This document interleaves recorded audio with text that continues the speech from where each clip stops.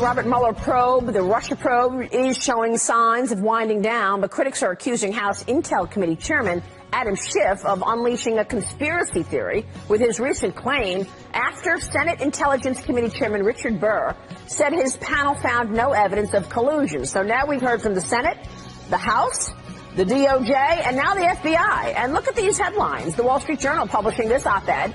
Shifting to phase 2 of collusion. Conspiracy theorists looking for something new, anticipating a Mueller letdown. Another piece published by the Washington Examiner this weekend. Adam Schiff has collusion problems of his own, that after he met with Glenn Simpson in Aspen a couple of months ago. Our next guest disagrees with Schiff's recent statement that evidence of collusion is in, quote, plain sight. And joining me right now is former South Carolina Congressman, former chairman of the House Oversight Committee, Trey Gowdy is with me right now. He's also a Fox News contributor and a former federal prosecutor. Congressman, it's good to see you this morning. Thanks so much for joining us.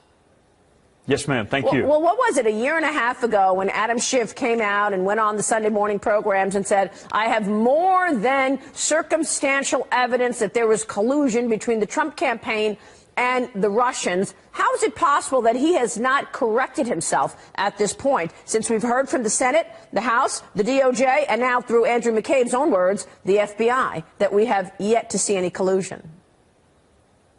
Well, he never goes on shows where he's actually going to be pressed on it. I mean, what a brilliant strategy Adam has. I'm going to make this bombastic statement completely unsupported by the facts, but I'm never going to go on any show where I'm asked about it. Maria, the House Intelligence Committee, no evidence of conspiracy between the Trump campaign and Russia. The Senate Intelligence Committee, and remember, the media loved the Senate investigation. They didn't care too much about Devin Nunes in the House, but they loved Richard Burr in the Senate investigation.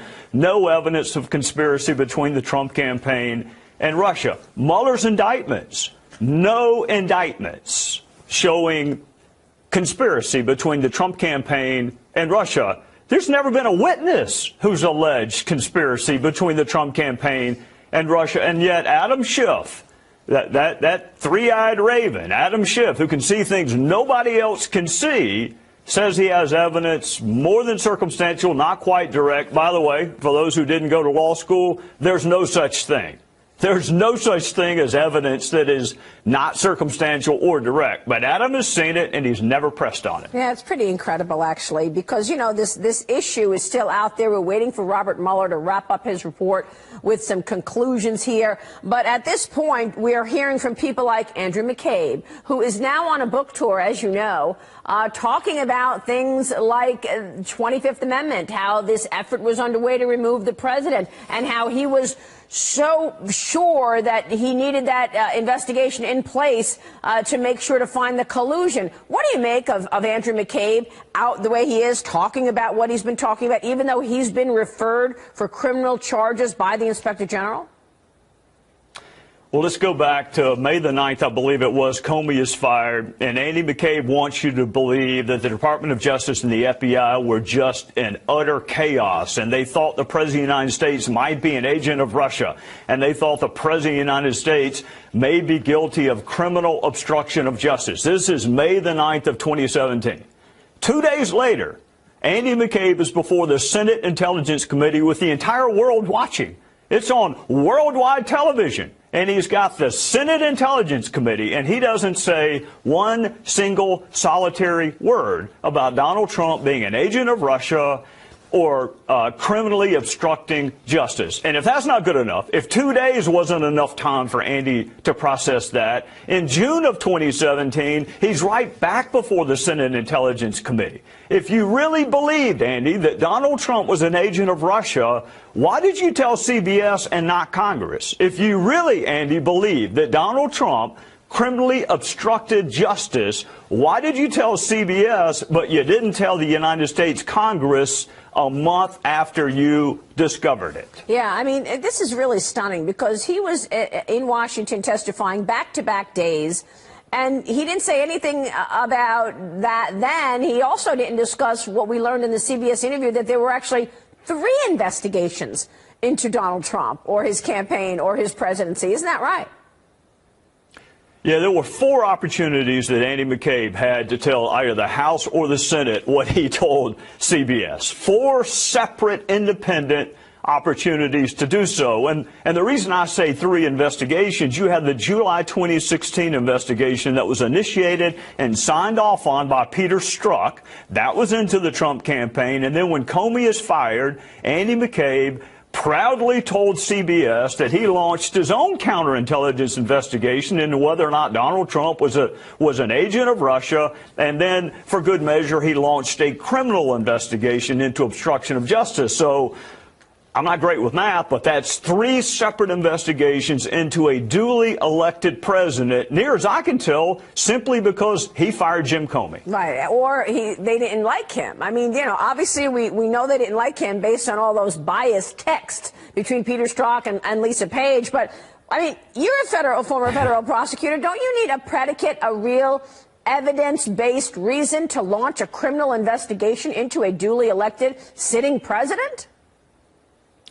You need an evidentiary basis to launch an investigation into anyone, whether it's the President of the United States or not. And that's also true with counterintelligence investigations. I mean, look, the American people give these awesome powers to our law enforcement agencies. And those powers are to keep us safe from foreign adversaries and domestic adversaries. We give them awesome powers. Yeah. And what they do not expect is for Andy McCabe or Peter Strzok or Lisa Page to have these historic levels of bias and launch counterintelligence and criminal investigations simply because you wish someone had not been elected president. Right, exactly. All right, Congressman, stay with us. I want to talk about accountability with you.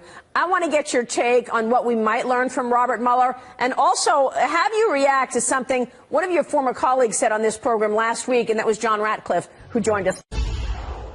Did you believe he was actually an agent for Russia? We believe that could be possible, and that's why we opened those cases. How possible? Well, you know, Joy, the FBI doesn't open cases because we like a person or we don't like a person. We don't open cases because we are political in one direction or another. We open cases because we look at the information we have in our hands at the time. Yeah. And if that information gives us a credible, articulable basis to believe that a threat to national security exists or that a federal crime may have been committed, it is our obligation under those circumstances to open a case. A really interesting segment there. Andy McCabe's still talking a lot and just about everywhere. Sean Spicer, senior advisor and spokesman for the Super PAC America First Action, former White House press secretary. Sean, how you doing? Good morning, Bill. You've been watching him speak everywhere. What do you think we're learning from him now, Sean? We're learning that he wants to sell books. This is the Comey playbook. You get fired, you write a book, you make up salacious allegations, and you do a massive media tour. It's no surprise, but I think we've got to remember who Andrew McCabe is. Investigators felt as though he misled them. They said, quote, the Inspector General said, quote, he lacked candor with them. And so this is a gentleman who has a history of misleading investigators, of not being straightforward. And so now he's doing everything he can to sell as many books as he can and make as much money. But the reality is this is a guy who is dismissed by the Inspector General because he lacked candor and he misled them. So, you know, I think the viewers, wherever he is, have to keep in context who this individual is and the playbook that he's following. So he did NBC yesterday morning. He did CNN last night. It was MSNBC this morning. But I want to go back to The View and pick up on this exchange that got a lot of attention. This is Meghan McCain with a very specific question. Watch here. Were you ever a leaker to the New York Times? Absolutely not. No, not in any time ever. You should understand, Meghan, when I was serving as deputy director, I was one of 2 people in the FBI that had the authority to disclose information to the media. That is an FBI policy. Why did James Comey deny the claim that he approved your leaks to the press? I don't know why Jim Comey doesn't remember the conversations that we had in the same way that I do. Well, who knew? I mean, The View's coming down hard there, Sean. Yeah, that's a first. Of all places. But yeah, exactly. But the thing that's interesting about that exchange is the nuance. He says he didn't leak, but then he goes on to explain why he was authorized to disclose and talk to the media, meaning that in his mind, he doesn't view what he said as a leak because he was authorized to do it under the way that the FBI is structured in terms of who can talk to the media. So he's not denying that he talked to them. What he's saying is he didn't leak to them. And that's a very interesting nuance. Okay. We'll see where that goes. You follow this story with the Covington Catholic, right? with the Washington Post, got a $250 million lawsuit. I just want to read a couple excerpts from the lawsuit that we picked up so far. Number one, here we go. The Post engaged in a modern-day form of McCarthyism to claim leadership of a mainstream and social media mob of bullies which attacked, vilified, and threatened Nicholas Sandmann. Here's another one. The Post ignored basic journalistic standards because it wanted to advance its well-known and easily documented biased agenda against President Donald J. Trump. What do you think this is teaching us, Sean? What do you think of the suit that's been filed on behalf of Lynn Wood? Well, I hope that he wins, and I hope that this is just the first of several to come. This is a teenager who was accused of these heinous things, and as they said in that lawsuit, basic journalistic standards weren't followed. From now on, every Google search will follow him wherever he goes, and many of the other students that went to Covington, because the Post and countless other media institutions didn't do the basics. For all of these institutions that decry fake news and attacks on the media, here is example number one why people have lost faith in the media. They continue to perpetuate stories as long as they further the narrative that anybody that's a conservative or that supports Trump should be convicted and condemned. That was their crime, that they wore a MAGA hat, that they wore a Make America Great hat. That was what the Post realized. Once they saw that hat, then he was guilty. He needed to be convicted and condemned, and they went all in after him. A 16-year-old kid is now tarnished forever because they've not only failed, it's not that they failed to follow journalistic principles. They didn't want to do it because they wanted to make sure that they got this kid. Well, in this case, perhaps you have a point there. But all media is not bad, and it was your job to stand up for the president in your position, but also to be fair to the reporters who were covering him. And then we got this tweet about 30 minutes ago from the White House. West Wing, the New York Times reporting is false. They are a true enemy of the people. That's from the president yet again. Well, I've made very clear during my time and since I've left the White House that I don't paint the press with a broad brush. I think there are some good reporters and there are some bad ones. But, you know, it took CBS's Lara Logan the other day to call it out and say that all of these institutions, the New York Times, the Washington Post, CBS, NBC, ABC, all of them have a disposition on the left. And their problem is that they won't admit their own bias. And in particular, with this particular president, there is an absolute personal venom and hatred and vitriol because they don't like him and they don't like the interactions that they have with him. They've made it very personal. And in so many cases, they've stopped being objective and have made it a personal crusade to go after him. But the reality is that they can't claim to be objective. There are some really good reporters in that press room. And there are some really good people out there reporting. But by and large, the most of them are left-leaning and have made it a cause celeb to go after this president. Sean, thanks for your time.